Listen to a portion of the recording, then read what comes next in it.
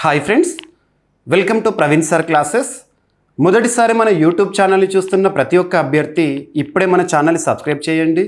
పోటీ పరీక్షలకు ప్రిపేర్ అవుతున్న ప్రతి ఒక్క అభ్యర్థికి ఉపయుక్తంగా ఉండే కరెంట్ అఫైర్స్ని డైలీ కరెంట్ అఫైర్స్ రూపంలో ప్రతిరోజు సాయంత్రం 7 గంటలకి మీకు అందిస్తూనే ఉన్నాను.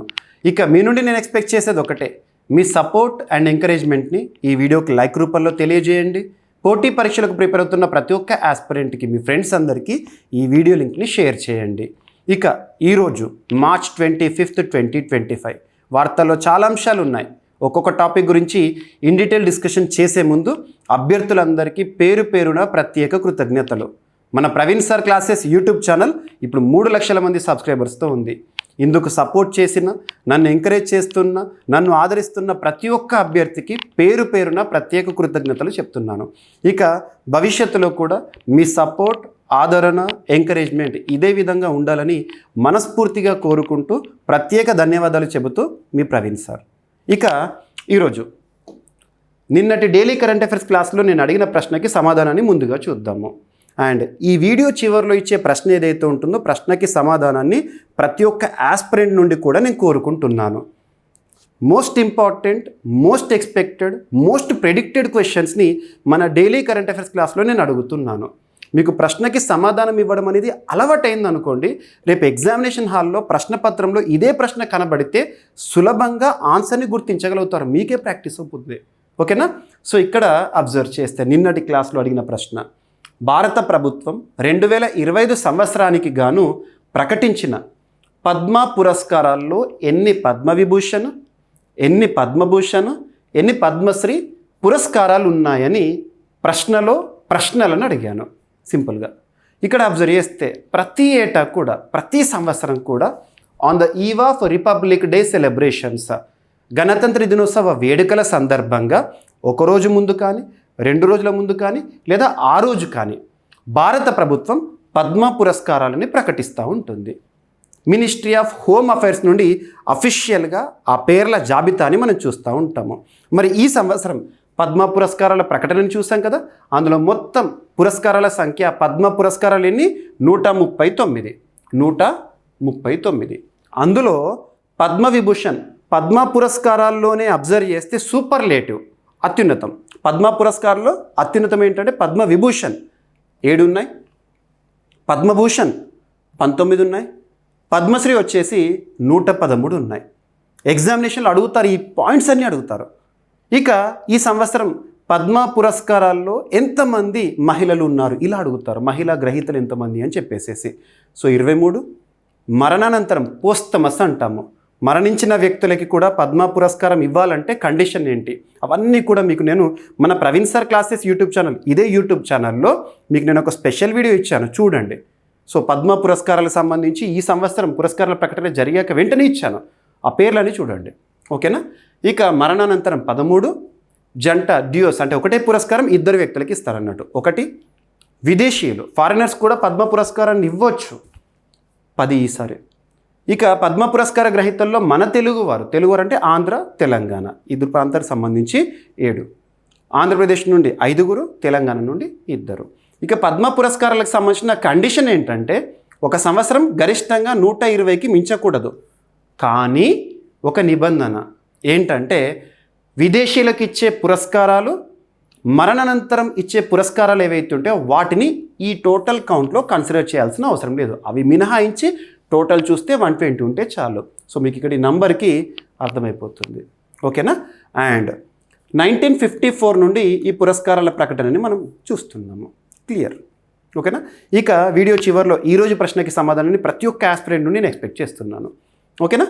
ఇక ఫస్ట్ టాపిక్ వచ్చేసి మైక్రో, స్మాల్, మీడియం ఎంటర్ప్రైజెస్. భారతదేశంలో పరిశ్రమల రంగంలో ఇండస్ట్రీ సెక్టార్ని తీసుకుంటే ఆల్మోస్ట్ అరౌండ్ 80% ఉపాధి అవకాశాలను కల్పిస్తోంది micro, small, medium enterprises, MSME sector.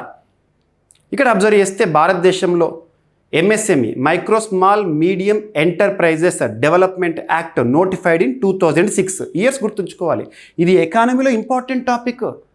Current అఫైర్స్ని సింగిల్ సబ్జెక్ట్లా కాకుండా సబ్జెక్టుల వారీగా వస్తున్న అప్డేట్స్ని చూడండి, వాటి నుండి ఎక్కువగా మీరు స్కోర్ చేస్తారు. కరెంట్ అఫైర్స్ అంటే ఏదో 20-30 మార్కులో కాదు, మీకు టోటల్ జనరల్ స్టడీసే కరెంట్ అఫైర్స్ పైన ఆధారపడి ఉంటుంది. ఓకేనా, ఎకానమీలో ఇంపార్టెంట్. సో రీసెంట్గా 2025-26 ఆర్థిక సంవత్సరాన్ని ఉద్దేశించిన బడ్జెట్ని, యాన్యువల్ ఫినాన్షియల్ స్టేట్మెంట్ని నిర్మలా సీతారామన్ గారు, ఆర్థిక వ్యవహారాల శాఖ మంత్రిగా విధులు నిర్వర్తిస్తున్న నిర్మలా సీతారామన్ గారు ఫిబ్రవరి 1వ తేదీన పార్లమెంట్లో ప్రవేశపెట్టారు. ఆ బడ్జెట్ ఎప్పుడు అమల్లోకి వస్తుంది? ఆర్థిక సంవత్సరం ప్రారంభం ఎప్పుడు? ఇక ఏప్రిల్ 1, ఇంకొక 1 వీక్ అంతే. ఏప్రిల్ 1 నుండి అమల్లోకి రానున్న ఆర్థిక సంవత్సరం ఉంటుంది. ఆర్థిక సంవత్సరం ఎప్పుడైనా కూడా ఏప్రిల్ 1తో ప్రారంభమవుతుంది, మార్చ్ 31తో ముగుస్తుంది. క్లియర్. మరి ఇప్పుడు మార్చ్ 31 వస్తే ప్రజెంట్ ఫినాన్షియల్ ఇయర్ ముగుస్తుంది. సో రానున్న ఆర్థిక సంవత్సరం మొదటి రోజు నుండి ఎంఎస్ఎంఈలకు సంబంధించి న్యూ క్రైటీరియా అనేది అమల్లోకి వస్తుంది అని బడ్జెట్ని ప్రవేశపెట్టే సమయంలోనే నిర్మలా సీతారామన్ గారు చెప్పారు. అఫీషియల్గా నిన్నటి రోజున ప్రెస్ ఇన్ఫర్మేషన్ బ్యూరోలో మనం చూసాము, ఏప్రిల్ 1 నుండి ఎంఎస్ఎంఈకి సంబంధించిన న్యూ క్లాసిఫికేషన్, న్యూ క్రైటీరియా అనేది అమల్లోకి వస్తుందని చెప్పేసి. ఇక్కడ చదివేటప్పుడు పాత నిబంధనలు ఏంటి, మరి కొత్త నిబంధనలు ఏంటి, ఇవి చూడాలి. ఓకేనా. మైక్రో ఎంటర్ప్రైజ్ అని ఇప్పటి వరకు దేన్ని పిలిచేవాళ్ళం అంటే ఇన్వెస్ట్మెంట్ లిమిట్ 1 crore మరియు టర్న్ ఓవర్ లిమిట్ వచ్చేసేసి 5 crores ఉంటే మైక్రో ఎంటర్ప్రైజ్గా పిలిచేవాళ్ళము. ఇక ఏప్రిల్ 1, 2025 నుంచి మైక్రో ఎంటర్ప్రైజ్ అని పిలవాలంటే ఏ క్రైటీరియా ఉంటుందట అంటే 1 crore ఇన్వెస్ట్మెంట్ లిమిట్ కాదు, పెంచారు, 2.5 times పెంచారు. ఎంతకు వచ్చింది? 2.5 crore rupees. So micro enterprise అని పిలువబడాలి అంటే 2.5 crores ఇన్వెస్ట్మెంట్ అనేది ఉండాలి. ఇక టర్న్ ఓవర్ వచ్చేసేసి ఇప్పటి వరకు 5 crores కదా మైక్రో ఎంటర్ప్రైజెస్ అని పిలవాలంటే, మరి ఇక మీదట రివైజ్డ్ టర్న్ ఓవర్ లిమిట్ ఏంటంటే 10 crores టర్న్ ఓవర్ అంట, 10 crore రూపీస్. ఇక స్మాల్ ఎంటర్ప్రైజ్, చిన్న, మైక్రో అంటే సూక్ష్మ, స్మాల్ అంటే చిన్న, సో చిన్న పరిశ్రమ అనొచ్చు. స్మాల్ ఎంటర్ప్రైజ్ అని పిలువబడాలంటే ఇప్పటి వరకు ఉన్న క్రైటీరియా ఏంటంటే 10 crore రూపీస్. మరి దాన్ని రివైజ్ చేశారు. ఇంకొక 1 వీక్లో అమల్లోకి రాబోతుంది ఏంటిది? 25 కోట్ల రూపాయలు అయితే ఇన్వెస్ట్మెంట్ అయితే స్మాల్ ఎంటర్ప్రైజ్ అంటామంట. అదే టర్న్ ఓవర్ ప్రకారంగా చూస్తే ఇప్పటివరకు 50 crores ఉండే రూపీస్, ఇక 100 crores పెంచారు. ఇక మీడియం ఎంటర్ప్రైజ్ ఇప్పటి వరకు ఇన్వెస్ట్మెంట్ లిమిట్ అనేది 50 crores రూపీస్ వరకు, అండ్ రివైజ్ ఏం చేశారు? 125 crore రూపీస్కి పెంచారు. ఇక టర్న్ ఓవర్ వచ్చేసి 250 crore రూపీస్ ఉండే మీడియం అంటే, ఇక దాన్ని 500 crores పెంచారు. గుర్తుపెట్టుకోండి, సో రూపీస్లో. సో ఇలా ఎకానమీలో అడుగుతారు. ఈసారి ఖచ్చితంగా మీకు ఈ పాయింట్స్ నుండే క్వశ్చన్స్ వస్తాయి. చాలామంది అభ్యర్థులు ఏం చేస్తారంటే న్యూస్ పేపర్లో వచ్చినాయి అని చెప్పి ఇవి మాత్రం చూస్తారు. అవి కాదు, ప్రజెంట్ ఏంటి, ఎగ్జిస్టింగ్ ఏంటి, రివైజ్ ఏంటి, అలా చూడాలి, నేర్చుకోవాలి. ఓకేనా. సో ఇక్కడ చూడండి, కేంద్ర ప్రభుత్వం మైక్రో స్మాల్ మీడియం ఎంటర్ప్రైజెస్ల పెట్టుబడి మరియు టర్నోవర్ పరిమితుల్ని పెంచింది. ఈ నూతన ప్రమాణాలు ఎప్పుడంట? ఇక రానున్న ఆర్థిక సంవత్సరం మొదటి రోజు నుండి ఏప్రిల్ 1 నుండి అమల్లోకి వస్తాయని నిర్మలా సీతారామన్ గారు బడ్జెట్ సందర్భంగా ప్రకటించారు. ఓకేనా. సో కేటగిరీ ఏంటో చూడండి. ఇక పెట్టుబడి పరిమితిని 2.5 times పెంచారు, ఎగ్జిస్టింగ్కి, రివైజ్కి, అండ్ టర్న్ ఓవర్ పరిమితిని 2 రెట్లకు పెంచారంట. ఎంతకు పెంచారని కూడా అడగవచ్చు. సో ఇంపార్టెంట్, ఇలా చదవాలి కరెంట్ అఫైర్స్. అండ్ అభ్యర్థులందరికీ కూడా ఒక ఇంపార్టెంట్ అనౌన్స్మెంట్. ఈరోజు మార్నింగ్ మనం చూసాము, ఆంధ్రప్రదేశ్ రాష్ట్ర గౌరవ ముఖ్యమంత్రి వర్యులు చంద్రబాబు నాయుడు గారు మెగా డిఎస్సి నోటిఫికేషన్ అనేది ఏప్రిల్ 1st వీక్లో రిలీజ్ చేస్తామని చెప్పారు. సో వచ్చేస్తుంది, ఏప్రిల్లో నోటిఫికేషన్ వస్తుంది డిఎస్సికి సంబంధించి. అండ్ తెలంగాణ రాష్ట్రంలో కూడా భారీ నోటిఫికేషన్ కూడా ఎక్స్పెక్ట్ చేస్తున్నాము. సో ఏపీ తెలంగాణ అభ్యర్థులు మన జీవీకే స్టడీ సర్కిల్ యాప్కి చాలామంది రిక్వెస్ట్ చేస్తున్నారు, సార్ కోర్సెస్ ఏవైతే ఉన్నాయో ప్రైసెస్ అనేవి ఆఫర్స్ ఇవ్వండి అని చెప్పేసి. అభ్యర్థుల అందరి రిక్వెస్ట్ని కన్సిడర్ చేసేసి ఈరోజు, సో ఈరోజు మార్చ్ 25th కదా, ఈరోజు రాత్రి 9 గంటల నుండి, సో 9 PM నుండి అన్ని కోర్సుల పైన కూడా భారీ ఆఫర్స్ అనేవి ఇవ్వడం జరిగింది. సో ప్రతి ఒక్కరు కూడా జీవీకే స్టడీ సర్కిల్ యాప్ని ఇన్స్టాల్ చేసుకోండి. ఇప్పటివరకు లక్షలాది మంది అభ్యర్థులు ఇన్స్టాల్ చేసుకున్నారు. ఇప్పటివరకు కూడా ఇన్స్టాల్ చేసుకునే వారు ఎవరైనా ఉంటే ఇన్స్టాల్ చేసుకోండి. మీకు ద మోస్ట్ యూస్ఫుల్ కోర్సెస్ అనేవి అందుబాటులోకి ఇచ్చాను. కరెంట్ అఫైర్స్ సైంటిఫిక్ అప్రోచ్తో చదవాలని సబ్జెక్ట్ వైజ్గా 20 segmentsగా కరెంట్ అఫైర్స్ ఇస్తున్నాను. సో CA 360 భారీ ఆఫర్ అని ఇచ్చాను. అండ్ మిషన్ 100 రానున్న తెలంగాణ రాష్ట్రానికి సంబంధించి VLO నోటిఫికేషనే కానివ్వండి, కానిస్టేబుల్ నోటిఫికేషనే కానివ్వండి, గ్రూప్సే కానివ్వండి, ఏ పోటీ పరీక్షకైనా కూడా అభ్యర్థులు తప్పనిసరిగా చదవాల్సిన జనరల్ స్టడీస్ కంటెంట్ ఉంటుంది కదా, జనరల్ స్టడీస్ కంటెంట్ అన్ని సబ్జెక్టులతో కలిపి మోస్ట్ ఇంపార్టెంట్ టాపిక్స్ అన్నిటితో కూడిన మిషన్ 100 కోర్సు, దానిపైన కూడా ఇప్పటివరకు ఇవ్వనంత భారీ ఆఫర్ని ఇచ్చాను. ఇక ఇండియన్ పాలిటీ కోర్స్ మీకు కొత్తగా చెప్పాల్సిన అవసరమే లేదు. ఆల్రెడీ ఏపీ తెలంగాణ 2 రాష్ట్రాల్లో కూడా గ్రూప్ 2 ఎగ్జామినేషన్స్ రీసెంట్గా ముగిసాక అందులో క్వశ్చన్ పేపర్ మీరు చూసారు 100% కవర్ చేసిన course, most updated course Indian polity. అన్ని కోర్సుల పైన కూడా భారీ ఆఫర్ ఇచ్చాను. సో ఈరోజు రాత్రి 9 గంటల నుండి మీకు కోర్సెస్ అనేవి ఆఫర్లో అందుబాటులో ఉంటాయి. ప్రతి ఒక్కరు యాప్ ఇన్స్టాల్ చేసుకోండి, మీకు కనబడతాయి. ఓకేనా, కంటెంట్ చూడొచ్చు. ఇక FATF ఏదైనా అంతర్జాతీయ సంస్థ వార్తల్లోకి వచ్చిందంటే ముఖ్యంగా దాని ప్రధాన కేంద్రం ఏంటి, ఇలాంటివి చూడాలి. Financial action task force, financial action task force ఈ సంస్థ 1989లో ఏర్పాటైంది. ప్యారిస్ కేంద్రంగా పనిచేస్తుంది, ప్యారిస్ ఫ్రాన్స్లో. మరి సంస్థ యొక్క ఉద్దేశం ఏంటి, ఎందుకు పనిచేస్తుందంటే మనీ లాండరింగ్ని, టెర్రర్ ఫైనాన్సింగ్ని అడ్డుకునే ఒక సంస్థ అని చెప్పొచ్చు. FATF అనగానే 2 పదాలు గుర్తుకు రావాలి, మనీ లాండరింగ్, టెర్రర్ ఫైనాన్సింగ్. వీటిని అడ్డుకోవడానికి పనిచేస్తున్న సంస్థ. ప్రపంచంలో ఏ దేశంలో అయితే మనీ లాండరింగ్, ఆర్థికపరమైన నేరాలను చూస్తామో, ప్రోత్సహిస్తాయో, అండ్ ఏ దేశాలు అయితే తీవ్రవాదాన్ని ప్రోత్సహిస్తాయో ఆ దేశాలను FATF గ్రే లిస్ట్ అని, బ్లాక్ లిస్ట్ అని గుర్తిస్తూ ఉంటుంది. FATF ఒక దేశాన్ని వాళ్ళ జాబితాలో గుర్తించింది అంటే అదేదో గర్వపడే విషయం, సంతోషపడే విషయం కాదు. అది చాలా దుర్బల పరిస్థితి అన్నట్టే. ఉదాహరణకు పాకిస్తాన్, ఆఫ్ఘనిస్తాన్ ఇలాంటి దేశాలను తీవ్రవాదాన్ని ప్రోత్సహిస్తున్నాయని చెప్పేసి గుర్తించారనుకోండి, ఆ దేశాలకు ఏం జరుగుతుంది, లాభం జరుగుతుంది, నష్టం జరుగుతుంది. ఎలా నష్టం జరుగుతుందంటే అంతర్జాతీయ స్థాయిలో కొన్ని ఆర్థిక సంస్థలు ఉంటాయి, world bank, international monetary fund కానివ్వండి, ఏషియన్ డెవలప్మెంట్ బ్యాంక్ కానివ్వండి, అండ్ ప్రపంచ దేశాలు కానీ, ఏ ఒక్కరు కూడా ఏ దేశం అయితే గ్రే లిస్ట్లో కానీ, బ్లాక్ లిస్ట్లో కానీ FATFకి సంబంధించిన జాబితాలో గుర్తింపు పొందిందో వాళ్ళకి ఎవ్వరు కూడా ఆర్థికపరమైన సాయం చేయరు. సింపుల్గా ఆర్థికపరమైన నష్టాలతో, కష్టాలతో ఆ దేశం ఇక పక్కన పడుతుంది అన్నట్టు. సో అలాంటి సంస్థ FATF. మరి భారతదేశం FATFలో భాగస్వామ్యం, సభ్యదేశము. మరి FATFకి సంబంధించి ఒక సదస్సు మన భారతదేశంలో ఈరోజు మార్నింగ్ ప్రారంభమైంది, 25th మార్చ్ రోజున. సో ఆ సమావేశం 27th వరకు జరుగుతుంది. 25th to 27th మార్చ్ FATFకి సంబంధించి ప్రైవేట్ సెక్టార్ కొలాబరేటివ్ ఫోరం ఒక సదస్సు, ప్రైవేట్ సెక్టార్ కొలాబరేటివ్ ఫోరం అనే ఒక సదస్సుకి భారతదేశం ఆతిథ్యము. మన దేశానికి సంబంధించి ఫినాన్షియల్ క్యాపిటల్ ఏంటి, నేషనల్ క్యాపిటల్, అడ్మినిస్ట్రేటివ్ క్యాపిటల్ ఏమో ఢిల్లీయే, ఫినాన్షియల్ క్యాపిటల్ ఏంటి, ముంబైలో ఈ సదస్సు ప్రారంభమైంది ఈ రోజున. ఓకేనా. RBI reserve bank of India మరియు మినిస్ట్రీ ఆఫ్ ఫైనాన్స్కి సంబంధించి రెవెన్యూ డిపార్ట్మెంట్ వారు సంయుక్తంగా ఈ సదస్సును నిర్వహిస్తున్నారు. FATFకి ప్రస్తుతం చీఫ్గా ఉన్నవారు రేపటి రోజున ఇందులో ప్రత్యేకంగా ఫోరంని ప్రారంభిస్తారు. Financial action task force private sector collaborative forum అనేది భారతదేశం ఆతిథ్యంలో ప్రారంభమైంది ఈ రోజున. ఎవరు నిర్వహిస్తున్నారు చెప్పాను కదా, RBI భారతదేశంలో రెగ్యులేటరీ బాడీ, బ్యాంకులకే బ్యాంక్. ఓకేనా. FATF ప్రస్తుత అధ్యక్షురాలు ఎలిసా డి ఆండా మద్రాజో, తను రేపటి రోజున ప్రత్యేకంగా ఇందులో ఫోరంని కూడా ప్రారంభిస్తారు. ఓకేనా. RBI ప్రస్తుత గవర్నర్ ఎవరు, సంజయ్ మల్హోత్రా గారు, గుర్తుపెట్టుకోండి. ఓకేనా. ఇక FATFకి సంబంధించి మిగతా పాయింట్స్, మీకు ఏదైనా టాపిక్ సంబంధించి బేసిక్ ఇస్తున్నాను, మీరు ప్రతిరోజు అబ్జర్వ్ చేయొచ్చు. ఓకేనా. సో FATFకి సంబంధించి 1989లో ప్రారంభించబడింది. FATF ప్రధానంగా మనీ లాండరింగ్ మరియు ఉగ్రవాదానికి నిధుల సరఫరాను అడ్డుకోవడమే లక్ష్యంగా పనిచేస్తుంది. FATFలో భారతదేశం ఎప్పటి సభ్యదేశంగా ఉందంటే 2010 నుండి. ఓకేనా. ఇక MPస్కి సంబంధించిన శాలరీస్ పెరుగుదల అని చెప్పేసి నిన్నటి నుండి మనం చూస్తున్నాము. వాస్తవానికి MPs మెంబర్ ఆఫ్ పార్లమెంట్ భారతదేశంలో బైక్యామరలిజం ఉంది, ద్విసభ విధానం. అంటే 2 సభలు ఉంటాయి. రాజ్యసభలో ఉండే సభ్యుని MP అంటాము, లోక్సభలో ఉండే సభ్యుని MP అంటాము, రాజ్యసభకు నామినేట్ చేయబడే సభ్యుని కూడా MP అని అంటాం. MP ఈజ్ MP, అందరికి సంబంధించింది ఇది. భారతదేశంలో పార్లమెంట్ సభ్యులకి సంబంధించి జీతభత్యాలు, వేతనాలు, దీనికి సంబంధించి ఏ నిబంధనలో ఉంది అని ఎగ్జామినేషన్లో అడగొచ్చు. ఏదో న్యూస్ పేపర్లో ఇచ్చారని చెప్పేసి న్యూస్ పేపర్లో ఉన్న టాపిక్నే డైరెక్ట్గా చదువుకొని పోతే ఎగ్జామినేషన్లో మార్క్స్ వస్తాయి అనుకోవడం తప్పైపోతుంది. దానికి బేసిక్గా మనం యాస్పిరెంట్కి, న్యూస్ రీడర్కి తేడా ఉంటుంది. యాస్పిరెంట్స్ క్షుణ్ణంగా అబ్జర్వ్ చేయాలి పోటీ పరీక్షలు మనం ఎలా అడగచ్చు అని.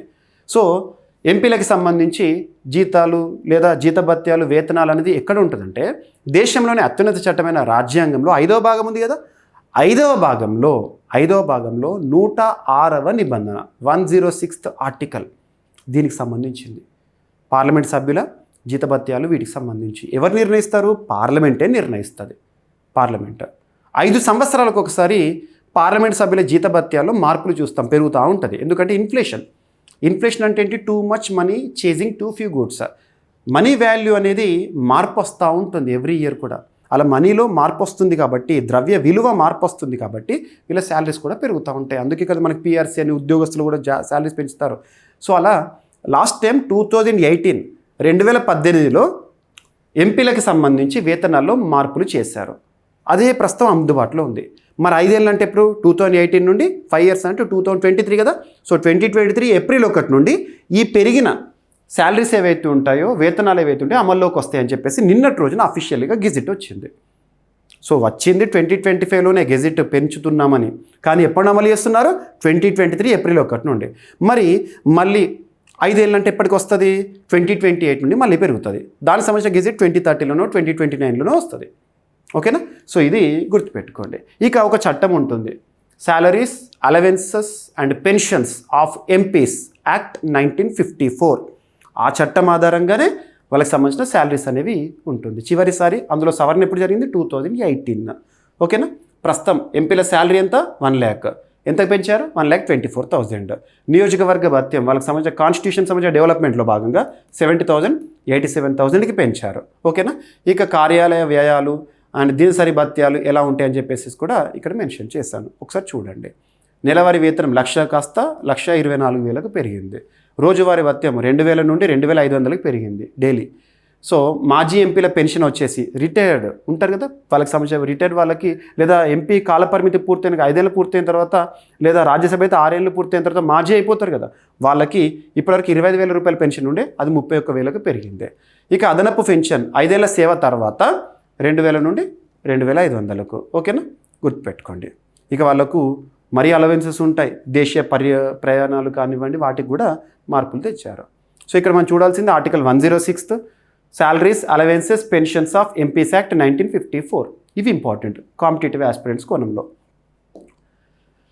ఓకేనా? గతంలో 2008 ఎంపీల వేతనాలపై సమీక్ష సిఫార్సు చేసే స్వతంత్ర కమిటీలు ఉన్నప్పటికీ తుది నిర్ణయం పార్లమెంటరీ వ్యవహారాల మంత్రిత్వ శాఖదేనంట. ఇక ర్యాగింగ్ గురించి మీరు వినే ఉంటారు, చూసే ఉంటారు కూడా చాలామంది ఆస్పిరెంట్స్. ఇప్పుడు తగ్గుతుంది. కారణం ఏంటంటే రెగ్యులేషన్స్ ఉన్నాయి, నియంత్రణలు ఉన్నాయి. ఒకప్పుడు ర్యాగింగ్ అనేది చాలా విపరీతంగా ఉండేది, వల్గర్గా కూడా ఉండేది. ఇక్కడ అబ్జర్వ్ చేస్తే ర్యాగింగ్ అనే మహమ్మారి కారణంగా ఇప్పటికీ కూడా భారతదేశంలో మరణాలు సంభవిస్తున్నాయి. సూసైడ్ చేసుకుంటున్నారు, చచ్చిపోతున్నారు పాపం. ఎక్కువగా ర్యాగింగ్ అనేది మెడికల్ కాలేజెస్లోనే ఉంటుందని కూడా ఒక నివేదిక చెప్తోంది. సేవ్ అనే ఒక సంస్థ ఉంటుంది భారతదేశంలో. ఆ సంస్థ నివేదిక ఏదైతే ఉంటుందో అందులో గణాంకాలు ఉంటాయి కదా, వీటిని మనం డిస్క్రిప్టివ్ ఆన్సర్ రాసేటప్పుడు ఆన్సర్ రైటింగ్లో కొన్ని రిపోర్ట్స్ సంబంధించి, ఉదాహరణకి రాజకీయాలకు సంబంధించి అయితే, లేదా క్రిమినలైజేషన్ ఆఫ్ పాలిటిక్స్ సంబంధించి అయితే అసోసియేషన్ ఫర్ డెమోక్రటిక్ రిఫార్మ్స్ ఇచ్చే నివేదికలో గణాంకాలు రాయాలని చెప్పాను. అలా ర్యాగింగ్కి సంబంధించి, ర్యాగింగ్ కూడా ఇష్యూ కదా, మీకు జనరల్ ఎస్ఏలో రావచ్చు. ర్యాగింగ్కి సంబంధించి వచ్చినప్పుడు ఏ సంస్థకి సంబంధించిన నివేదికలోని పాయింట్స్ రాయాలంటే సేవ్ అనే సంస్థ. సేవ్ అంటే ఏంటంటే సొసైటీ అగెయినిస్ట్ వయలెన్స్ ఇన్ ఎడ్యుకేషన్. విద్యా వ్యవస్థలో వయలెన్స్ ఉండకూడదు అని కృషి చేస్తున్న ఒక సంస్థ. ఈ సంస్థని కౌశల్ బెనర్జీ అనే ఒక వ్యక్తి స్థాపించారు. దీని కేంద్రాలు వివిధ మెట్రోపాలిటన్ సిటీస్లో పనిచేస్తున్నాయి. ఒక పర్టికులర్ హెడ్ క్వార్టర్ లేదు, దేశవ్యాప్తంగా పనిచేస్తుంది. వీరు భారతదేశంలో విద్యా వ్యవస్థలో పిల్లలపైన ఏం వయలెన్స్ జరుగుతుంది ఇవన్నీ కూడా చూస్తూ ఉంటారు, అడ్డుకట్ట వేస్తూ ఉంటారు. వారు రీసెంట్గా రిలీజ్ చేసిన నివేదిక ప్రకారం భారతదేశంలో 2022-24 మధ్య ఆ కాలంలో ర్యాగింగ్ కారణంగా 51 మంది విద్యార్థులు ప్రాణాలను కోల్పోయినారంట, చచ్చిపోయారు పాపం ర్యాగింగ్ వల్ల. దేశవ్యాప్తంగా 1,946 కళాశాలల నుంచి 3,156 ఫిర్యాదులు జాతీయ యాంటీ ర్యాగింగ్ హెల్ప్ లైన్. మరి జాతీయ యాంటీ ర్యాగింగ్ హెల్ప్ లైన్ ఇది ఇంపార్టెంట్. ఏంటా నెంబర్ అంటే 1800-180-5522. ఈ నెంబర్ ఎవరైనా ర్యాగింగ్కి సంబంధించి చూస్తే సమాచారం ఇవ్వచ్చు, కంప్లైంట్ ఇవ్వచ్చు. ఈ హెల్ప్ లైన్కి ఇన్ని వచ్చినాయంట ఫిర్యాదులు, గుర్తుపెట్టుకోండి. అందులో అత్యధికంగా మెడికల్ కాలేజెస్ నుండే వస్తుంది అంట. ఓకేనా? ఇక యూజీసీ యూనివర్సిటీ గ్రాంట్స్ కమిషన్ భారతదేశంలో ముఖ్యంగా డిగ్రీ కాలేజెస్ కానివ్వండి, యూనివర్సిటీస్ కానివ్వండి, వీటన్నిటిని కూడా రెగ్యులేట్ చేసే ఒక బాడీ యూనివర్సిటీ గ్రాంట్స్ కమిషన్. వారు యాంటీ ర్యాగింగ్ నిబంధనలు, రూల్స్ని ఎప్పుడు తీసుకొచ్చారంటే 2009 ప్రకారం అమలు చేస్తున్నారు. ఇక సేవ్ విద్యా వ్యవస్థలో భద్రత కోసం పనిచేసే ఒక స్వచ్ఛంద సంస్థ. సేవ్ ఫుల్ ఫామ్ ఏంటి అని అడుగుతారు. మీరు సోషాలజీ లేదా సొసైటీ రిలేటెడ్ ఇష్యూస్ చదివినప్పుడు ఇటువంటివి ఇంపార్టెంట్. మీకు మ్యాక్సిమం నేను కవర్ చేసి ఇస్తున్నాను. ఓకేనా? ఇక నెక్స్ట్, విద్యార్థుల ఆత్మహత్యలపై జాతీయ task force national level task force. రీసెంట్గా సుప్రీంకోర్టు ఆదేశాల మేరకు ఏర్పాటైన టాస్క్ ఫోర్స్. ఈ టాస్క్ ఫోర్స్కి ఎవరు అధ్యక్ష బాధ్యతలు లేదా చైర్మన్ బాధ్యతలు, ఎవరు సభ్యులుగా ఉంటారు, వీళ్ళ బాధ్యత ఏంటి? సో ఆత్మహత్యలపై, విద్యార్థుల ఆత్మహత్యలపై రీసెంట్గా మనం కొన్ని ఫేమస్ ఇన్స్టిట్యూట్స్ చూస్తాం, మనం పెద్ద పెద్ద అత్యున్నత ప్రమాణాలను చూస్తాం, కానీ అక్కడ కూడా జరుగుతున్నాయి. ఐఐటి ఢిల్లీలో రీసెంట్గా 2 ఆత్మహత్య చేసుకోవడం, ఇవన్నీ కూడా దేశవ్యాప్తంగా చర్చకు దారితీసినాయి. ఇటువంటి పరిస్థితుల్లో న్యాయ వ్యవస్థ జోక్యం చేసేసుకొని టాస్క్ ఫోర్స్ ఏర్పాటు చేయాలని చెప్పేసి ఆదేశాలు జారీ చేసింది. అందులో ఏర్పాటైంది. మరి ఎవరి ఆధ్వర్యంలో అంటారు? ఆ పర్సన్ ఇంపార్టెంట్. సో విద్యార్థుల ఆత్మహత్యపై జాతీయ టాస్క్ ఫోర్స్ ఏర్పాటు సుప్రీంకోర్టు ఆదేశాల మేరకు ఏర్పాటైంది. ఎవరి ఆధ్వర్యంలో? జస్టిస్ ఎస్ రవీంద్ర భట్ గారి ఆధ్వర్యంలో. ఈ పర్సన్ పేరు ఇంపార్టెంట్. మరి సభ్యులు ఎవరు ఉంటారంటే అన్ని రాష్ట్రాల ఉన్నత విద్యాశాఖ కార్యదర్శులు, సామాజిక న్యాయ, మహిళా శిశు అభివృద్ధి శాఖల కార్యదర్శులు ఉంటారంట. ఇక విద్యార్థుల మానసిక ఆరోగ్య సమస్యలు, ఒత్తిడిని గుర్తించి పరిష్కరించడంపై ఈ ఎన్టీఎఫ్ అనేది దృష్టి కేంద్రీకరిస్తుందంట. ఓకేనా? సో ఇక్కడ సుప్రీంకోర్టు ఆదేశాల మేరకు విద్యార్థుల ఆత్మహత్యలు నివారించేందుకు, విచారించేందుకు ఎందుకు జరిగినాయని ఒక టాస్క్ ఫోర్స్ ఏర్పాటు. Very very important. ఈ పేరు అయితే గుర్తుపెట్టుకోండి, అడుగుతారు. ఇక రక్షణ రంగానికి సంబంధించి, మీకు రక్షణ రంగానికి సంబంధించి ఎక్సర్సైజెస్ ఇన్ న్యూస్ అని, డిఫెన్స్ ఇంపోర్ట్స్ అని, డిఫెన్స్ ఎంఓయూస్ అని, defence reports, SIPRI, global fire index, ఇలాంటి రిపోర్ట్స్ అని, లేదా ఇటీవల కాలంలో డిఫెన్స్ అక్విజిషన్ కౌన్సిల్ ఆమోదముద్ర అని, ఇటువంటి వాటిపైన ఎక్కువగా చూడాలని చెప్తున్నాను. మరియు పూర్తి స్వదేశీ పరిజ్ఞానంతో మన ఆయుధ సంపత్తి ఎక్కువగా జరుగుతోంది. 2014 సంవత్సరం నుండి, ముఖ్యంగా మేక్ ఇన్ ఇండియా ఇనిషియేటివ్ నుండి భారతదేశంలో చాలా రంగాల్లో పురోగతి సాధించినాం. మనం స్వయం సమృద్ధి సాధించాం సింపుల్గా. సో ఇక్కడ రక్షణ రంగ ఉత్పత్తిలోను, ఎగుమతుల్లోనూ భారీ మొత్తంలో మనము పెరుగుదలను చూసామంట. ఈ రిపోర్ట్ ఏవైతే ఉంటాయో రక్షణ శాఖకు సంబంధించి రక్షణ మంత్రిత్వ శాఖ వారు విడుదల చేశారు. మేక్ ఇన్ ఇండియా అనేది బూస్ట్ చేస్తుంది.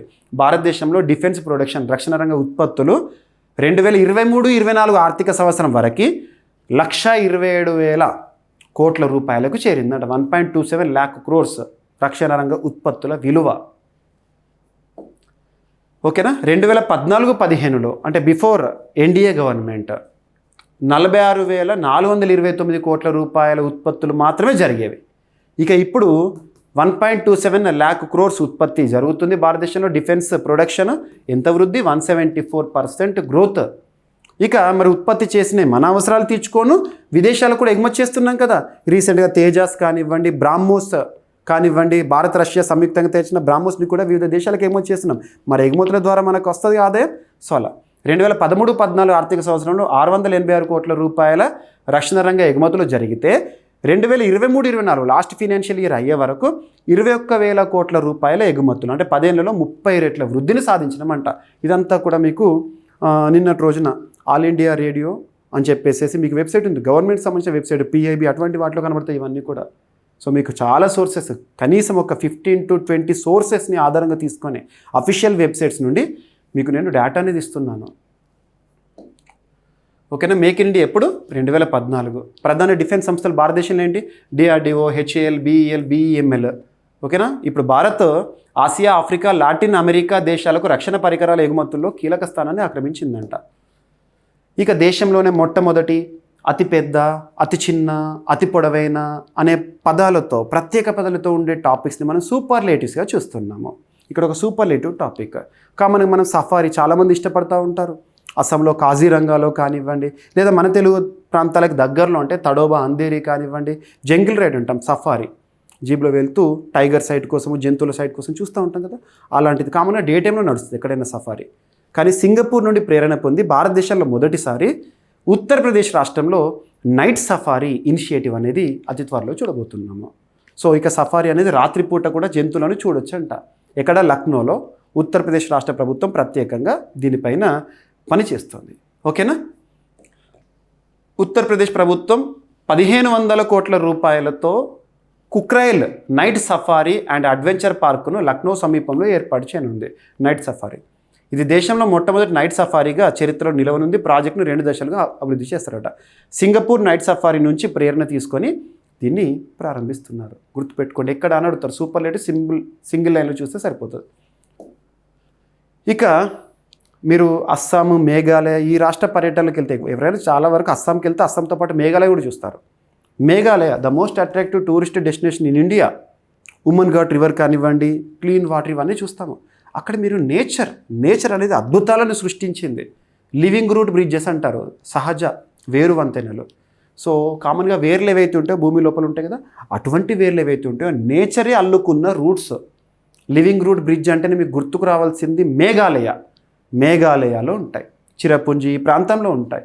ఈ లివింగ్ రూట్ బ్రిడ్జెస్ ఆఫ్ మేఘాలయాని UNESCO, United Nations Educational, Scientific, Cultural Organization last 2 years బ్యాకే టెంటేటివ్ జాబితాలో చేర్చింది. ఇవి టెంటేటివ్ లిస్ట్లో ఉన్నాయి ఇప్పటికీ. సో ఆ నేచర్లో మన నేచర్ని చూపించడం యోగా దినోత్సవం. రీసెంట్గా మనం లాస్ట్ 1 week బ్యాక్ చూసాము, 100 days count down for international yoga day అని చెప్పేసేసి ఆయుష్ మంత్రిత్వ శాఖ పరిధిలో. ప్రతి సంవత్సరం June 21న అంతర్జాతీయ యోగా దినోత్సవాన్ని చూస్తాం కదా మనం. 2015 నుండి 2016లో యునెస్కో యోగాని ఇంటాంజిబుల్ కల్చరల్ హెరిటేజ్ లిస్ట్లో చేర్చింది. మరి అటువంటి యోగా డే ఇక రాబోతోందిగా 21st June. ఈ 100 రోజుల సెలబ్రేషన్లో భాగంగా యోగాని ఈ నేచర్లో సెలబ్రేట్ చేయడం జరిగింది. మినిస్ట్రీ ఆఫ్ ఆయుష్ పరిధిలోని నార్త్ ఈస్టర్న్ విభాగం వారు. ఓకేనా. మేఘాలయలోని అద్భుతమైన ప్రకృతి నిర్మిత చరిత్ర, double decker living route bridge వద్ద యోగా కార్యక్రమం నిర్వహించబడింది నిన్నటి రోజున. Press information bureau topic. ఈ కార్యక్రమాన్ని ఉత్తర, తూర్పు ఆయుర్వేద మరియు హోమియోపతి సంస్థ అంటే నార్త్ ఈస్టర్న్ విభాగము అంతర్జాతీయ యోగా దినోత్సవం కౌంట్డౌన్లో భాగంగా నిర్వహించారు. ఓకేనా. ఇక double decker living route bridge Meghalaya రాష్ట్రం చిరపుంజిలో ఫేమస్. చిరపుంజి అంటే ఎక్కువగా మన చిన్ననాటి పుస్తకాల్లో, సోషల్ బుక్లో ఎప్పుడు వర్షం పడుతుందని చెప్పేసి నేర్చుకుంటాం కదా, చిరపుంజి, మాసేంద్రం అక్కడే. సో ఈ బ్రిడ్జ్లో రబ్బరు, చెట్ల వేర్లను ఉపయోగించి కొన్నేళ్ల పాటు పెంచి బలంగా తయారు చేస్తారు. ఫైకస్ ఎలాస్టిక్ అని ఒక ప్లాంట్ ఉంటుంది, వాటి రూట్స్తో తయారు చేస్తారు. నేచర్ అల్లుతుంది దానికి. అక్కడ లోకల్ ట్రైబ్స్ ఎవరైతే ఉంటారో వారు కూడా కొంత చొరవ తీసుకొని మరి అవి అల్లికలు చేసేలా చేస్తారు. ఓకేనా. ఇక మొన్నటి క్లాస్లో మనం చూసాము గోలీ సోడాకి విశ్వవ్యాప్తమని.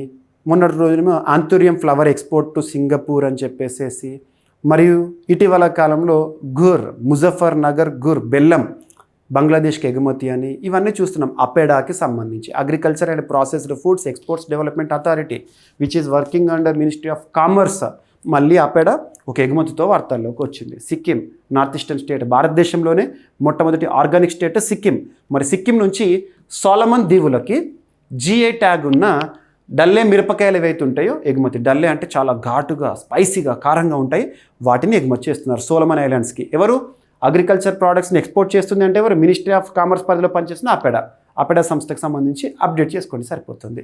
సో ఇక్కడ సోలమన్ ఐలాండ్స్ ఎక్కడ ఉంటాయి మీకు? ఆస్ట్రేలియా, ఈ పసిఫిక్ ఓషన్ ఈ ప్రాంతంలో ఉంటాయి, పపువా న్యూ గినియా ఈ ప్రాంతంలో. సో సోలమన్ ఐలాండ్స్కి క్యాపిటల్ వచ్చేసి హోనియారా. మీకు లొకేషన్ కూడా చూపిస్తుంది ఏదైనా మ్యాప్ వచ్చినప్పుడు, ఇంపార్టెంట్. ఓకేనా. APEDA agriculture and processed foods products exports development authority ఆధ్వర్యంలో GI పొందిన డల్లే మిరపకాయలను మొదటిసారిగా సిక్కిం నుంచి సోలమన్ దీవులకు ఎగుమతి చేశారంట. ఇక GI ట్యాగ్ అంటే ఏందో నిన్నటి క్లాస్లో మీకు చెప్పాను, చూడొచ్చు. ప్రతిసారి మీకు చెప్తూనే ఉన్నాను.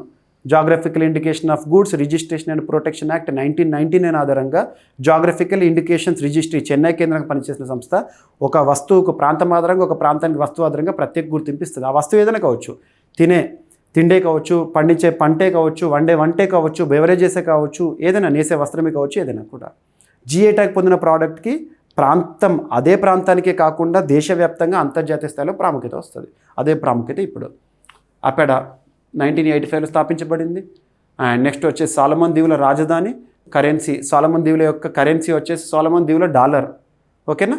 GI ట్యాగ్ కలిగిన ఉత్పత్తులకు ప్రాంతీయ గుర్తింపు కాదు, అంతర్జాతీయ గుర్తింపు కూడా ఉంటుంది. ఇక ఎరీ పట్టు. సో పట్టుల్లో రకరకాలు ఉంటాయి, అందులో ఒకటి ఎరీ పట్టు. దీనికి కూడా ఒక అంతర్జాతీయ గుర్తింపు అనేది వచ్చింది. జపాన్ చెందిన ఒక గుర్తింపు ఓయికోటెక్.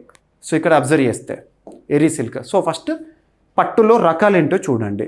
మల్బరీ వెరైటీ ఉంటుంది, టస్సార్, ఎరీ సిల్క్, మ్యూగా సిల్క్, రకరకాల సిల్క్ ఉంటుంది. ఇక్కడ ఎరీ సిల్క్ ఇక్కడ ఈశాన్య రాష్ట్రానికి సంబంధించి. ఈశాన్య రాష్ట్రంలో మన నార్త్ ఈస్టర్న్ స్టేట్స్లో ఎరీ ఉంటుంది కదా, ఎరీ సిల్క్. దానికి జర్మనీలోని ఓయికోటెక్స్ సర్టిఫికేషన్ అనేది ఇవ్వడం జరిగింది. దీని ద్వారా ఎలా ఉంటుందంటే అవి రసాయన రహితంగా. కామన్గా ఎరీ సిల్క్ యొక్క ఉద్దేశం ఏంటంటే ఆ సిల్క్ ఉంటుంది కదా, ఆ జీవిని చంపకుండానే తీస్తారన్నట్టు.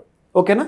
సో ఈ ధృవీకరణ ద్వారా, ఈ అంతర్జాతీయ గుర్తింపు ద్వారా ఎరీ సిల్క్ ఈశాన్య రాష్ట్రాలకు సంబంధించి ఎలా ఫేమస్ ఉంటుంది అంటే అవి రసాయన రహితము, పర్యావరణహితమైనవి, ఎకో ఫ్రెండ్లీ, అండ్ నెక్స్ట్ వచ్చేసి అంతర్జాతీయ మార్కెట్కి అనుకూలమైనవిగా ఉంటాయి. అస్సాంలోని సెంట్రల్ మ్యూగా ఎరీ రీసెర్చ్ ఇన్స్టిట్యూట్ ద్వారా R&D, కీటకపు విత్తనాల ఉత్పత్తి, ఆధునిక సాంకేతిక ప్రోత్సాహం అందిస్తోంది. గుర్తుంచుకోండి.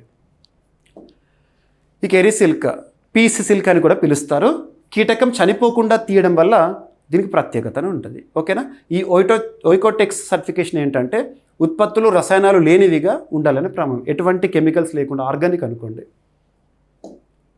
ఇక నెక్స్ట్ నేషనల్ కమిషన్ ఫర్ మైనార్టీస్కి సంబంధించిన ఒక సమ్మిట్, ఒక సదస్సు ఈరోజు మనం చూస్తున్నాం.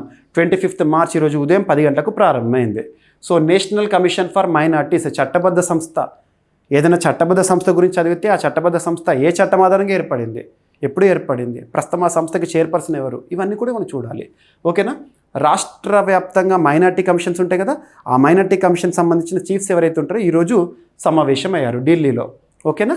So national commission for minorities, conference of state commissions of minorities, national commission of minorities ఆధ్వర్యంలో ఒక్కొక్క రాష్ట్రంలో మైనార్టీ కమిషన్ ఉంటుంది, వాళ్ళ యొక్క సదస్సు. అంటే ఎక్కడ జరిగిన సదస్సు వాళ్ళందరూ వస్తున్నారు అన్ని రాష్ట్రాల నుండి. ఇక్కడ న్యూఢిల్లీ. మైనార్టీస్, భారతదేశంలో రికగ్నైజ్డ్ మైనార్టీస్ ఎవరు, ముస్లిమ్స్ మాత్రమే కాదు. భారతదేశంలో మైనార్టీలు అంటే ముస్లిమ్స్ అనే అనుకుంటారు చాలామంది, కానీ కాదు. అకార్డింగ్ టు 2011 సెన్సస్ భారతదేశంలో అరౌండ్ ఆల్మోస్ట్ 80% హిందువులే ఉన్నారు.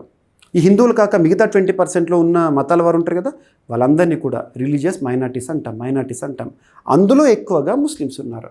ముస్లిమ్స్, క్రిస్టియన్స్, సిక్, బౌద్ధ, జైన్, పార్సీ ఆర్ జొరాస్ట్రియన్, 6 మతాలు భారతదేశంలో గుర్తింపు పొందిన మైనార్టీలకు హక్కులు అనగానే article 29, 30 fundamental rights part 3 of Indian constitution. ఓకేనా. సో జాతీయ మైనార్టీల కమిషన్ ఆధ్వర్యంలో రాష్ట్ర మైనార్టీ సంఘాల సదస్సును ఈరోజు నిర్వహించారు. ఈ సమావేశం ముఖ్యంగా మైనార్టీలో విద్య, సమగ్రత, సాధికారతపై దృష్టి సారించింది. మైనార్టీలకు సంబంధించిన పథకాల అమలు కానివ్వండి, వాళ్ళకి విద్యా సంబంధిత అంశాలు కానివ్వండి, ఇవన్నీ కూడా. ఓకేనా. సో గుర్తుపెట్టుకోండి, ప్రధానంగా మైనార్టీల పైన జరిగిన చర్చ. అదనపు సమాచారం, జాతీయ మైనార్టీల కమిషన్ 1992లో స్థాపించబడింది. జాతీయ మైనార్టీల కమిషన్ చట్టం, national commission for minorities act 1992 ఆధారంగా చట్టబద్ధ సంస్థ కూడా చట్టం చూడాలి. భారతదేశంలో గుర్తింపు పొందిన మైనార్టీలు ఇందాక చెప్పాను. ఇక మైనార్టీలకు ఉన్న రాజ్యాంగ హక్కుల పరిరక్షణ, ప్రభుత్వ పథకాల పర్యవేక్షణ, ఫిర్యాదుల పరిష్కారం వంటి అంశాలపైన minority commission, national commission for minorities అనేది పనిచేస్తుంది. ప్రస్తుతం చైర్పర్సన్గా ఎవరున్నారు నేషనల్ కమిషన్ ఫర్ మైనార్టీస్ కంటే? శ్రీ ఇక్బాల్ సింగ్ లాల్పురా. ఇక మైనార్టీలకు సంబంధించి వారి కళలను ప్రోత్సహించే ఒక అంశము PM వికాస్ పథకం, ప్రధానమంత్రి విరాసత్ కా Samvardhan scheme. So PM Vikas ముఖ్యంగా మైనార్టీకి సంబంధించి వాళ్ళ హస్తకళను ప్రోత్సహించే ఒక స్కీమ్ ఈరోజు వార్తల్లోకి వచ్చింది. PM వికాస్ ఒక కేంద్ర పథకం. ఇది అల్పసంఖ్యాకుల మంత్రిత్వ శాఖ, మినిస్ట్రీ ఆఫ్ మైనార్టీస్ వారు నిర్వహిస్తున్నారు. ఈ పథకం ద్వారా 5 పాత పథకాలను విలీనం చేశారంట. ఏంటి? సీకో ఔర్ ఖమావో, నై మంజిల్ అండ్ నై రోష్ని, ఉస్తాద్ అండ్ హమారీ ధరోహర్. ఈ పథకాలన్నింటినీ కలిపి PM వికాస్గా అమలు చేస్తున్నారు. ఓకేనా. ఈ పథకం 6 గుర్తింపు పొందిన మైనార్టీల అభివృద్ధిని లక్ష్యంగా చేసుకుంది. వారికి సంబంధించి వాళ్ళ సంస్కృతిని కానివ్వండి, వారు హస్తకళపైన డిపెండ్ అయి ఉంటే వారి ప్రోడక్ట్స్ని ఇంపార్టెన్స్ ఇవ్వడం కానీ, మార్కెటింగ్ ఇవ్వడం కానీ చేస్తారు. ఓకేనా. ఇందులో భాగంగా ఏం చేస్తారంటే నైపుణ్యాల శిక్షణ, స్కిల్ డెవలప్మెంట్ ఇస్తారు. మహిళా నేతృత్వం, స్టార్టప్లకు ప్రోత్సాహం ఇస్తారు. విద్య సంబంధిత అంశాలకు ఇస్తారు. గుర్తుపెట్టుకోండి. ఇక మినిస్ట్రీ ఆఫ్ మైనార్టీస్, భారతదేశంలో మైనార్టీ వ్యవహారాల మంత్రిత్వ శాఖ ఎప్పుడు స్టార్ట్ అయిందంటే 2006. ఇక పర్సన్స్ ఇన్ న్యూస్, ఇంటర్నేషనల్, రెండింటి కూడా ఇంపార్టెంట్. రీసెంట్గా కెనడా నూతన ప్రధానిగా కార్నీ అని చెప్పాను, ట్రూడో గారి స్థానంలో వచ్చారని చెప్పాను. సో కెనడాలో ఎన్నికలకు, స్నాప్ ఎలక్షన్స్కి పిలుపునిచ్చారు. సో అలా కెనడా వార్తల్లోకి వచ్చింది. కెనడా వరల్డ్ మ్యాప్లో ఎక్కడ ఉంటుంది? ఈ ప్రాంతంలో ఉంటుంది, అమెరికాకు పై వైపున. నార్త్ అమెరికా ప్రాంతం అంటే మీదంతా అక్కడ కెనడా ఉంటుంది. ఒటావా సో క్యాపిటల్. సో కెనడా ప్రధానమంత్రి బాధ్యతలు స్వీకరించిన మార్క్ కార్నీ మధ్యంతర ఎన్నికలు, స్నాప్ ఎలక్షన్స్కి పిలుపునిచ్చారు. పార్లమెంట్లోని 338 స్థానాల కోసం ఏప్రిల్ 28న, నెక్స్ట్ ఏప్రిల్లో ఎన్నికలు జరుగుతాయంట. దాదాపు 60 రాజకీయ పార్టీలు పోటీ చేయనున్నాయంట. ఓకేనా. ఇక కెనడా రాజధాని ఒటావా, కరెన్సీ వచ్చేసి కెనడియన్ డాలర్. కెనడా పార్లమెంటరీ ప్రజాస్వామ్యం, ఫెడరల్ విభాగం కలిగి ఉన్న దేశము. ట్రూడో తర్వాత ట్రూడో గతంలో లిబరల్ పార్టీ తరపున ప్రధానిగా పనిచేశారు. ఇక కెనడాలో ప్రధానమంత్రి పదవికి గరిష్ట కాలం అనేది లేదు. పార్టీ మెజారిటీ ఆధారంగా పదవిలో కొనసాగవచ్చు. ఇక రాష్ట్రీయ అంశాలు, తెలంగాణ రాష్ట్రానికి సంబంధించిన అంశము, కానీ ఒక చట్టం ఇంపార్టెంట్. ఏపీ ఆస్పిరెంట్స్ అయితే చట్టం గుర్తుంచుకోండి. మీకు 2022 అక్టోబర్ 16న తెలంగాణ గ్రూప్ 1 ప్రిలిమినరీ ఎగ్జామినేషన్లో ఖండాంతరాలు దాటిన పేపర్ ఉంది కదా, లీక్ అయిన పేపర్, అందులో అడిగారు నోటో ర్యాంకింగ్స్ అని. సో నోటో ర్యాంకింగ్స్ ఇంపార్టెంట్. సో ఇక్కడ ఒక చట్టం, కేంద్ర ప్రభుత్వానికి సంబంధించి రూపొందించిన చట్టాన్ని తెలంగాణ రాష్ట్ర ప్రభుత్వము అమలు చేయడానికి ఒక అంశము. రాష్ట్రానికి అంటే తెలంగాణ రాష్ట్రానికి కేంద్ర అవయవ మార్పిడి చట్టం అన్వయింపు చేస్తూ రాష్ట్రంలో ఆరోగ్య శాఖ మంత్రిగా ఉన్న దామోదర్ రాజనరసింహ గారు ప్రవేశపెట్టిన బిల్లు. కేంద్రం రూపొందించిన మానవ అవయవాలు మరియు కణజాల మార్పిడి చట్టం. ఓకేనా, ఏంటంటే transplantation of human organs and tissues act 2011. ఏ సంవత్సరం అంటారు? చట్టాల గురించి నేర్చుకున్నప్పుడు concerned year important. Transplantation of human organs and tissues act 2011. ఈ చట్టాన్ని తెలంగాణ రాష్ట్రానికి కూడా అన్వయిస్తూ దామోదర్ రాజనరసింహ గారు నిన్నటి రోజున అసెంబ్లీలో తీర్మానాన్ని ప్రవేశపెట్టారు. ఓకేనా, మరి ఇప్పటికీ అమలవుతున్న చట్టాన్ని భర్తీ చేసి, ఇప్పటికీ అమలవుతుంది ఏంది రాష్ట్రంలో 1995 నాటి చట్టం స్థానంలో అమలవుతుంది. ఓకేనా, ఇప్పటికే గోవా, హిమాచల్ ప్రదేశ్, జమ్మూ కాశ్మీర్ లాంటి రాష్ట్రాల్లో ఈ చట్టాన్ని అమలు చేస్తున్నారు. ఓకేనా, మరి చట్టం యొక్క ఉద్దేశం ఏంటంటే వ్యాపారాల రూపంలో అవయవాల విక్రయాన్ని నిరోధించేందుకు రూపొందించబడింది.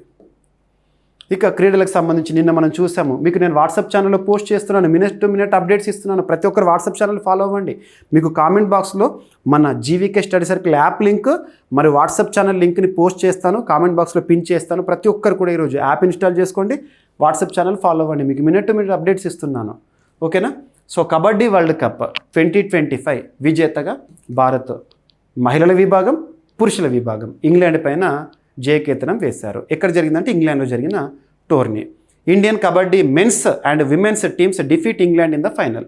సో ఫైనల్లో ఇంగ్లాండ్ పైన గెలుపొందారు. భారత పురుషుల మరియు మహిళల కబడ్డీ జట్లు కబడ్డీ వరల్డ్ కప్ 2025 విజేతలు నుంచి మొట్టమొదటిసారి ఇంగ్లాండ్ ఆతిథ్యం ఇస్తోంది. కబడ్డీకి పుట్టినిల్లు భారత్. ఈ టోర్నమెంట్ ఇంగ్లాండ్లోని వెస్ట్ మిడ్లాండ్స్ ప్రాంతంలో మార్చి 17 నుండి 23 వరకు నిర్వహించారు. ఓకేనా, final Bharat versus England, Bharat గెలుపొందింది. మహిళల ఫైనల్స్ వచ్చేసి భారత్ వర్సెస్ ఇంగ్లాండ్, మహిళలు ఇండియా టీంకి సంబంధించి గెలిచారు. ఓకేనా, ఎస్. ఇక నెక్స్ట్ రానున్న షెడ్యూల్, ఒక క్రీడా సంబంధిత అంశం. టోర్నమెంట్ జరగబోతుంది Bharat ఆతిథ్యంలో 8th to 12th April వరకు జరగబోతుంది పూణేలో. Billie Jean Cup tennis tourney, Billie Jean Cup tennis tourney ఇటీవల వార్తల్లోకి వచ్చింది. టెన్నిస్ సంబంధించి జరగబోతోంది. So Billie Jean King Cup Asia Oceania group 1 టోర్నమెంట్ను భారత్ పూణేలో ఏప్రిల్ 8th to 12th వరకు నిర్వహించనుంది. ఈ కమింగ్ మంత్లో మొత్తం 6 దేశాల మహిళల జట్లు బరిలోకి దిగనున్నాయంట, మహిళల జట్లు. ఓకేనా, ఎవరెవరంటే Bharat, New Zealand, Chinese Taipei, Hong Kong, Thailand. ఇక బిల్లీ జీన్ కప్ అంటే ఏంటంటే మహిళల టెన్నిస్లో విశ్వ ఛాంపియన్షిప్. ఇది భారత ఆతిథ్యంలో జరగబోతోంది నెక్స్ట్ ఏప్రిల్లో. నిర్వహణ బాధ్యత ఎవరంటే ఇంటర్నేషనల్ టెన్నిస్ ఫెడరేషన్ వారు నిర్వహిస్తారు. ఇది టెన్నిస్కి సంబంధించింది టోర్నీ. ఇది ఫెడరేషన్ కప్గా ప్రారంభమైంది. 2020లో పేరును మార్చారు. సో బిల్లీ జీన్ కప్ దేనికి సంబంధించింది అంటారు? టెన్నిస్కి సంబంధించి. ఇక క్రీడల్లో డబుల్స్లో తనకంటూ గుర్తింపు పొందిన ఒక క్రీడాకారుడు రిటైర్మెంట్ ప్రకటిస్తూ వార్తల్లోకి వచ్చారు. సుమిత్ రెడ్డి, భారత బ్యాడ్మింటన్ డబుల్స్లో తనకంటూ ప్రత్యేక గుర్తింపు సుమిత్ రెడ్డి రిటైర్మెంట్ ప్రకటించాడు. ఓకేనా, 33 సంవత్సరాల వయసులో 2022 కామన్వెల్త్ గేమ్స్ మిక్స్డ్ టీం రజత పథక విజేత రిటైర్మెంట్ని ప్రకటిస్తూ వార్తల్లోకి వచ్చాడు. ఓకేనా, ఇక ఈరోజు ప్రశ్న కరెంట్ పాలిటిక్స్ సంబంధించి మీకు ఆల్రెడీ ఎక్స్ప్లెయిన్ చేశాను ఈ టాపిక్. రీసెంట్గా తమిళనాడు రాష్ట్ర ప్రభుత్వం వ్యతిరేకిస్తోంది, దక్షిణాది రాష్ట్రాలు కూడా వ్యతిరేకించాలని పిలుపునిచ్చారు. ఆల్ పార్టీ మీటింగ్ నిర్వహించారు డీలిమిటేషన్ వ్యతిరేకిస్తూ. అటువంటి డీలిమిటేషన్ సంబంధించి దేశంలోని అత్యున్నత చట్టమైన రాజ్యాంగంలో డీలిమిటేషన్కు సంబంధించి ఏ ఆర్టికల్ తెలుపుతుంది? మరి భారతదేశంలో పార్లమెంట్ ఇప్పటి వరకు ఎన్ని డీలిమిటేషన్ కమిషన్లను నియమించింది? అవి ఏ సంవత్సరాలు? సమాధానాన్ని ప్రతి ఒక్కరు కూడా తప్పైనా పర్లేదు, మీకు మళ్ళీ రేపు ఎక్స్ప్లెయిన్ చేస్తాను కదా, మీరు నేర్చుకుంటారు. ఓకేనా, ఇప్పుడు తప్పు చేసామనుకోండి ఎగ్జామినేషన్లో తప్పు కాదు, ఇక ప్రాక్టీస్ చేయండి. ఓకేనా, ప్రతి ఒక్కరి నుండి కూడా నేను ఎక్స్పెక్ట్ చేస్తున్నాను. ప్రతి ఒక్కరు ఛానల్ సబ్స్క్రైబ్ చేయండి. మీ ఆదరణ ఇలాగ ఉండాలని మనస్ఫూర్తిగా కోరుకుంటున్నాను. ప్రతి ఒక్కరు మీ ఫ్రెండ్స్ అందరికీ వీడియో లింక్ని షేర్ చేయండి. ఓకేనా, ఇక ఈరోజు టాపిక్స్ని క్విక్ రివిజన్ చేస్తే ఎంఎస్ఎంఈకి సంబంధించిన new criteria. And FATF private sector forum సదస్సు భారతదేశంలో జరుగుతోంది. అండ్ ఏపీలో వేతనాల్లో భారీ పెరుగుదల అని చెప్పేసేసి ర్యాగింగ్ సంబంధించిన నివేదికను విడుదల చేసిన సేవ్ సంస్థ. అండ్ సుప్రీంకోర్టు ఆదేశాల మేరకు ఏర్పాటైన జాతీయ టాస్క్ ఫోర్స్. నెక్స్ట్ రక్షణ రంగ ఉత్పత్తులు మరియు రక్షణ రంగ ఎగుమతులు ఎలా ఉన్నాయని చెప్పేసి అఫీషియల్ స్టాట్స్. నెక్స్ట్ దేశంలోనే తొలిసారి నైట్ సఫారీ లక్నో ఉత్తరప్రదేశ్లో ప్రారంభమవుతుంది. అండ్ యోగా ఇన్ నేచర్ అని చెప్పేసి మేఘాలయని living root bridges. And Sikkim నుంచి సోలమన్ దీవులకు GI ట్యాగ్డ్ మిరపకాయలు డల్లే మిర్చి. అండ్ ఓయికోటెక్స్ సర్టిఫికేషన్ పొందుతూ జపాన్ నుండి అంతర్జాతీయ గుర్తింపు పొందిన ఏరీ సిల్క్ ఈశాన్య రాష్ట్రాలకు సంబంధించి ప్రోత్సాహము. నేషనల్ కమిషన్ ఫర్ మైనార్టీస్ ఆధ్వర్యంలో రాష్ట్ర స్థాయి మైనార్టీ కమిషన్ల సదస్సు ఢిల్లీలో. అండ్ PM వికాస్ స్కీమ్ ఈరోజు వార్తల్లోకి వచ్చింది సమీక్షకు సంబంధించి. అండ్ కెనడాలో ఎన్నికల పిలుపు. నెక్స్ట్ అవయవాలకు సంబంధించి అవయవ మార్పిడి చట్టం కేంద్ర ప్రభుత్వ చట్టాన్ని తెలంగాణ రాష్ట్రం అమలు చేసే తీర్మానము. And kabaddi World Cup England వేదికగా జరిగింది. పురుషుల మరియు మహిళల జట్ల విజేతలు మన భారత్, రెండు కూడా ఇంగ్లాండ్ పైనే. ఇక Billie Jean Cup tennis tourney ఇటీవల వార్తల్లోకి వచ్చింది. అండ్ రిటైర్మెంట్ ప్రకటించిన బ్యాడ్మింటన్ క్రీడాకారుడు సుమిత్ రెడ్డి. నేటి ప్రశ్న ఓకేనా, ప్రతి ఒక్కరు సమాధానం ఇవ్వండి. ఏమైనా మిస్‌లీనియస్ ఉంటే నో నీడ్ టు వరీ, రేపటి క్లాస్లో జోడించి మళ్ళీ డిస్కస్ చేద్దాము. రేపు కలుద్దాం. Thank you.